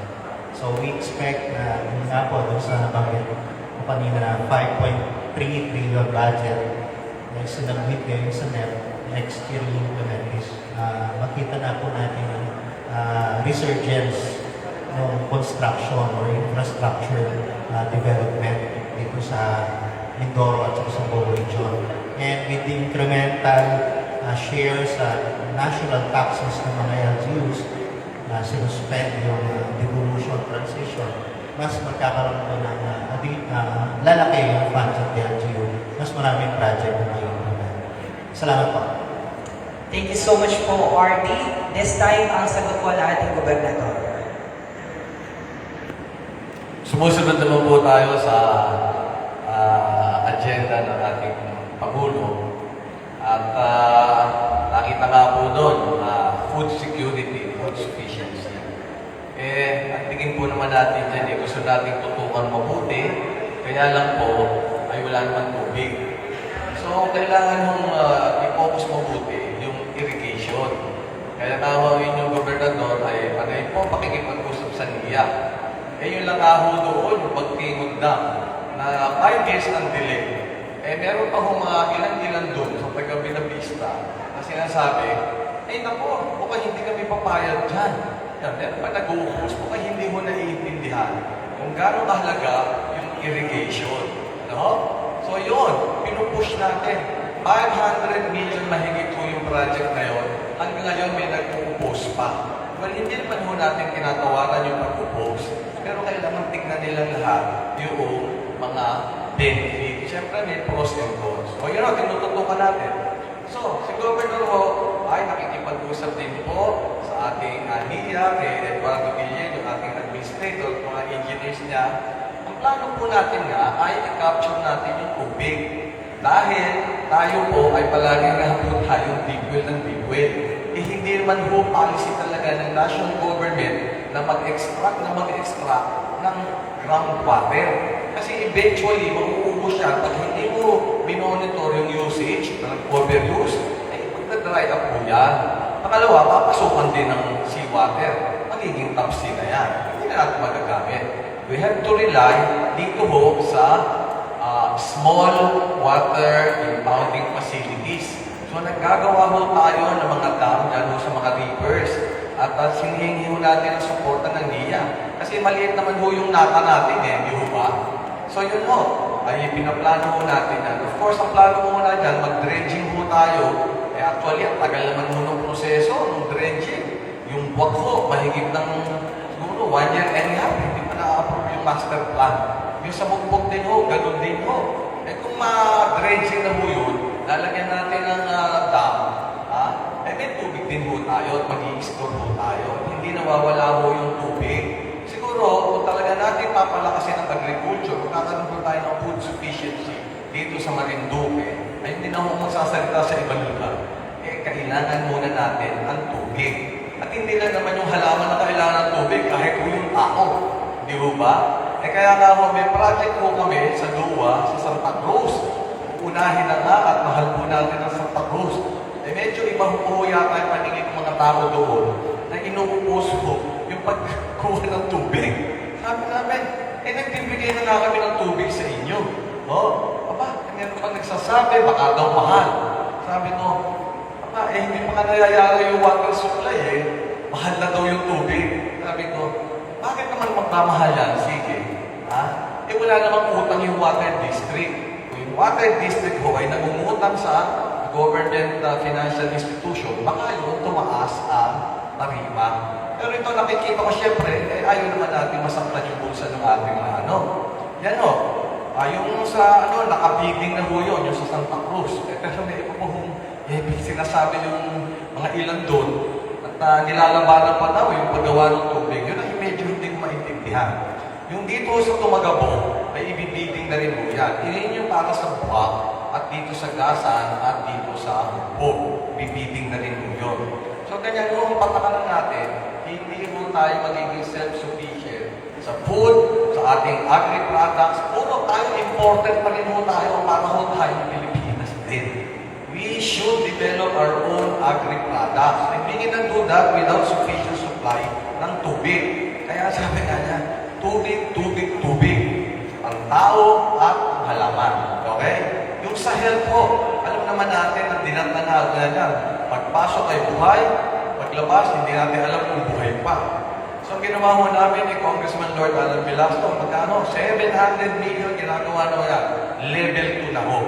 At yung Santa Cruz District Hospital, mahigit po 100,000 nakuha natin, ini-improve ho yung Santa Cruz District Hospital. Impirma rin pala po yan hanggang ngayon at magiging level 1. Yung Torrijos ay susunod na rin ho yun. Siyempre, unti-unti ho Depende ho kasi sa binibigay na budget sa atin. Diba ba? So ano pa ho? Yung ating mga doktor lang naman ang problema natin. So pinag-usapan ho namin yung scholarship para sa mga doktor. Kagabi, pinag-usapan ho namin. Ang isang dinidevelop ho natin ay yung online na telekonsulta. Talaga namang ayaw magpunta ng mga doktor dito, malayo. Yun ang isa natatawa si Dr. Rachel. Pero malaki po ang tulong naman ng DOH. No? Talaga po we're fully grateful na nagbibigay ho sila ng doktor. Pero even with that, kulang pa rin ho At napakagastos ho ng ating health services, halos kumakain ng 30% ng budget ng probinsya. It's because kulang ho tayo ng health personnel. Pero through our mga innovative approaches, meron ho tayong mga makina dyan na hindi natin biginastahan. CT scan, digital x-ray, yung sa laboratory, at saka po nakapaglagay na tayo ng dialysis center, libre ang extra function. Pero tuloy pa po tayo ng pagpapaganda ng ating health services dahil affected po lahat ang ating mga kababayan. At ang sinasabi nga po natin, kailangan po natin bigyan ng check-up yung ating mga kababayan. Kaya po nagkuha na po tayo, nag-request tayo kay Dr. Mario Baquilod, ang ating magaling na RDPOH, na yung mobile diagnostic vehicle. Yun ang dadalhin mo natin sa mga probinsya, mga barangay, interior, para lahat mo natitesting. Patignan mo yung sa x-ray, yung ECG, yung may kasamang ultrasound, pwede na, kunan nung blood sample doon. Ayun po ang ating tinutumbok. So hindi po tayo tumitigil sa health kasi napaka-importante po. Kasi hindi naman pupunta yung turista rito pag hindi maayos yung ating health. Di ba? Pakalawa lang yun, siyempre, mas importante ang kalusugan at ang buhay ng ating mga kababayan. O, turista, hindi pupunta. 1% lang po ng foreign and tourist pupunta rito. Out of the 100, puro local. Eh, paano hindi attracted eh? Di ba? O, siyempre, mga negosyante, pupunta pa dito, sabi niya, baka dito pa ako matodas. Sorry. But alam mo natin yung importansya niya. So ginagawa mo natin ang lahat para mapaganda yung ating health services. Yung education nagkakaproblema mo tayo. So ngayon pinag-aaralan na rin natin, paano ba maaabot yung mga estudyante doon sa mga malalayong lugar, sa barangay? Yung ating mga nakatapos na senior high, ginagawa natin, nag-umpisa tayo magawa ng dormitoryo malapit sa MSC. Para yung mga nakatira ho doon sa interior barangay, malalayo, nahihirapan yung pamasahe, ay makapag-aral at nag-graduate ng college. Diba? Ngayon, may problema din po yung tinatalakay mo namin, yung mga grade school daw naglalakad na ng alayo-layo para pumasok doon sa kanilang school. At minsan natutulog na lang sa klase. So, ginagawa din mo namin ang paraan na yung provincial government ay alamang kukuha na rin ho kami ng sasakyan para ho yung mga bata naman ay hindi pagod na pagod. At magpuprovide ho tayo sa 218 barangays. Maring ho namin ponduhan yung mga chariot na pinibigay ni Congressman Lord para ho madala yung mga bata doon sa elementary school building. No? So yung mga patrabaho naman po, tutok ho tayo dyan. Yung ating TESDA, palagi ho natin kinakalampag yan at ini-encourage lang natin yung ating participation. Yung lab loan ho natin ay patuloy ho nakakatulong financial sa ating mga maraming kababayan. Nandiyan ho si Ed De Luna, ating provincial agriculturist asset. At ang dami ho pating nabibigyan ng lab loan, 2% lang. Di ba? Pero talagang tuto kami sa mga agriculture producers, sa ating mga fishermen, yung angat-saka ni Ed De Luna ho, ay maganda na ho yun. Sa ngayon mo, nakatuto tayo sa yellow corn para ganong karami, ilang tonelada, kaya mo natin ibenta, di ba? Pariet. Meron na kami bayad. Gano'n yung angat-saka na ang provincial government ang bumibili. Tapos, transportation ay sa provincial government, ang bayad sa provincial government. So, ganun ang ginagawa natin. At okay naman yung nakukuha natin sa national agencies, yung integrated coconut processing facility, tatayo na. Yung ating sa Philippine Carabao Center, yung sa dairy sa Calabao, ayun, itatayo na rin dito sa Buwak. So, lahat naman na makukuha natin sa national agencies ay kinukuha rin po natin. So, talagang kung nakatutok tayo sa 8-point agenda ni BBM, sumusunod naman po tayo dyan. Pero alam nyo nga po, yung Mandanas versus Ochoa, nabanggit po ni RDT na sabi po ni President na i-delay. Dapat po hanggang 2024 lang yan, i-devolve na. Actually doon sa Liga ho, medyo talagang gusto namin i-delay. Dahil hindi naman mo makakayahan na ibagsak agad yung mga devolved functions. And it really needs a lot of study dahil yung binabago na ang administrasyon ay nadagdagan pa yung i-devolved functions. Dinagdagan pa yung nakalislistang functions sa Section 17 ng Local Government Code. Di nabihang pa ng medyo special laws o ano-ano. So, ang sabi nga, kinumpute namin, kung ano yung binibigay sa ating additional data, lugi pa. Hindi pa makakayanan yung devolved functions. So, I think, nung salita ni President BBM sa Clark, ng meeting ng Liga, sabi niya, ang gusto niya, yung mga lower provinces na tulad natin, na 4th class, ay yun ang gusto niyong bigyan yan na malaking suporta pinansyal, which is correct. Dahil kasi ho, ang nakakakuha ng malaking nata ay yung mga first class and second class, lalo yung first class. Eh, ang lalaki daw ho ng nata, ang lalaki pa ng revenues. Samantalang tayo, maliit na yung revenues at maliit pa rin yung nata. So, hindi mo tayo aasenso. Tingin ko sa devolution, kailangan alarmahan ng mga national agencies with reference to RDTEC, yung pag-determine ng project din. Kasi hindi naman lahat ng project na pinapadaan namin sa RTC ay atin. Merong mga projects ng national agencies na hindi natin alam. Bigla na lang ginagawa. So, tingin ko, yung mga ating ipag-aralan na it's about time na certain projects must be with the concurrence siguro ng LGUs para nakagil din naman doon sa ating mga annual investment plan, ating development plan ng probinsya. Yun lang naman masasabi ko. Pero energy, malaki yung problema. So nabanggit ko yung submarine cable. Talagang tinatrabaho namin yan. Pero yun nga, tuloy-tuloy ho yung ating pag-entertain mga proposals sa renewable energy. That is the only way. Hindi mo tayo makakaasa. Matagal pa ho yung submarine cable. Ang kupad ng ARC. Ayoko lang sabihin, pero tagal-tagal na ho nakapending yan At malaking pondo rin yan. Ewan ko, mga ilang billion submarine cable na yun pakatlo, yung Luzon grid, hirap din sa energy supply. So eventually, we have to rely on our own sources of energy. So yan ho ang ating tinitignan. So, ganyan ho ang ating probinsya, hindi pa tayo tumitigil na i-address lahat yung mga problema. Yung internet ho, ay eventually, ay baka kumuha tayo kay Elon Musk, yung sa satellite na kailangan gamitin. Talagang hindi mo ubra ka agad Hindi mo tayo aasenso kung hindi maayos yung internet. Pati mo doon sa mga bata, mayroong magandang proposal na blended yung yung pag-aaral ng mga malalayong bata. Nasa internet din May mga software na silang bago, na makikita rin yung yung mga bata kung nag-aaral o hindi sa internet Ang sabi nila, bibigyan sila ng mga smartphone. Pero ito made in China kasi mura So makikita ng teacher ngayon, doon sa provided may internet. So yun ang ating pinaplano kasi yung mga ibang estudyante natin, nahihirapan talaga. Ang baba ng quality ng education natin. Ito blended Yung may ilang days sa internet, tapos sa ibang araw, haharap sa teacher para ma-check. Siguro bibigyan ng mga quiz, mga exam, para malaman nasa na itong bata. Pero nakikita naman nila sa internet, sa monitor, kung sino yung parang actual na classroom. Ganun ho tayo na ngayon magtakas na yung technology. So, ganun ho ang ginagawa ng ating probinsya. Naka-align naman ho tayo sa ating Philippine Development Plan at yung gusto po ni President Biden. Yun lang po. Maraming salamat po, Governor, sa napaka-komprehensibo at maliwanag na magpapaliwanag.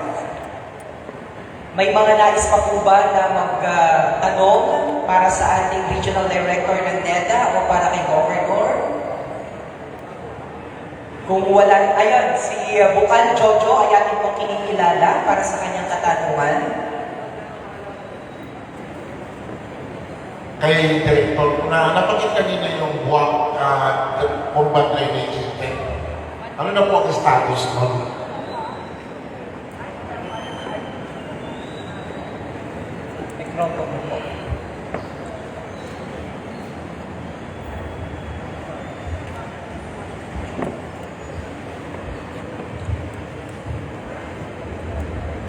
Hello.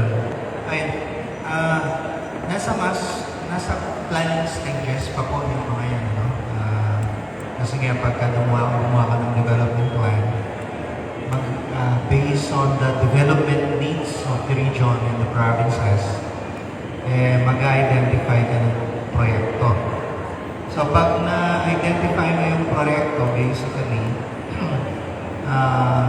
project title and very quickly, quick description yan.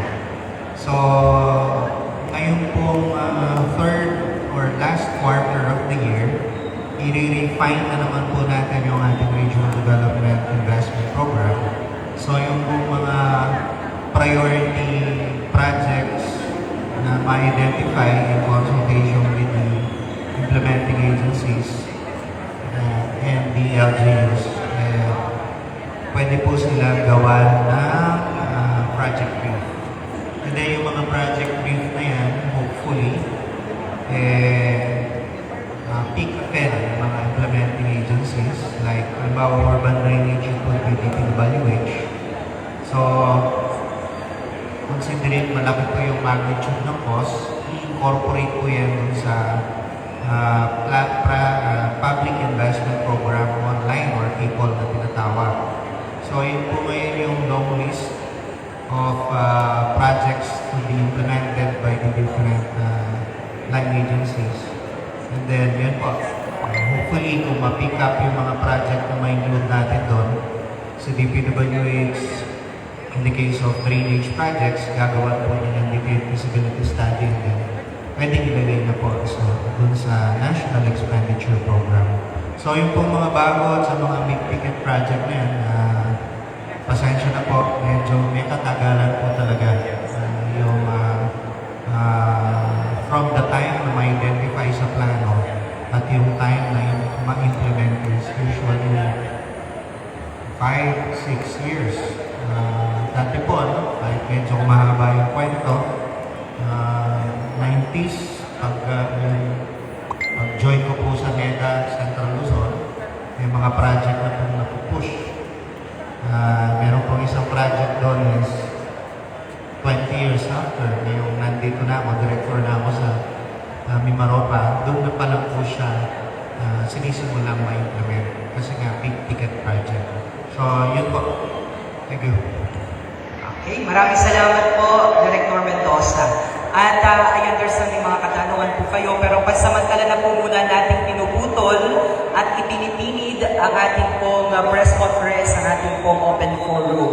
Kaya kami po ay umaasa na sa pagtatapos po ng 2028, nawa ang lahat po ng mga nakapanoob sa Mimaropa Regional Development Plan ay magkaroon ng katuparan ng sa gayon ay makita po natin ang isang progresibo at maunlad na ekonomiya. Ako po si Romeo Matac Jr., ang inyong naging kabahagi para po dito sa ating press conference. At sa pagkakataon po ito, ay muli kong ibinabalik ang mikropono sa ating bukal, John Fernandez. Okay, thank you very much, Sir Romeo Matac. Maraming salamat po sa naging bahagi ng ating gawain ngayong hapon na matatala sa kasaysayan ng Marinduque na tayong lahat ay naging bahagi ng pagpaplano. Nakikita natin ang isang magandang bumang liwayway na kaunlaran na kasama kayo at kasama tayong lahat. Muli po, tanggapin ang pagbati ng pasasalamat sa kanan po ng ating punong lalawigan, Tatay Governor Presby Velasco at ang pamalampang lalawigan. Maraming salamat sa inyong bahagi at partisipasyon ngayong hapon ito at naway pagpalain tayo ng pong may kapal ang ating mga nakita mga programa at plano naway magkaroon ng kaganapan. Wala pong imposible. Ipagtiwala lang natin sa pong may kapal ang lahat ng ating mga plano, ang lahat ng ito ay magkakaroon ng katuparan. Muli po, sa kanan ni Governor Presby Velasco at ang pamalampang lalawigan, maraming salamat po. Magandang hapon at pagpalain tayo ng poong may kapal.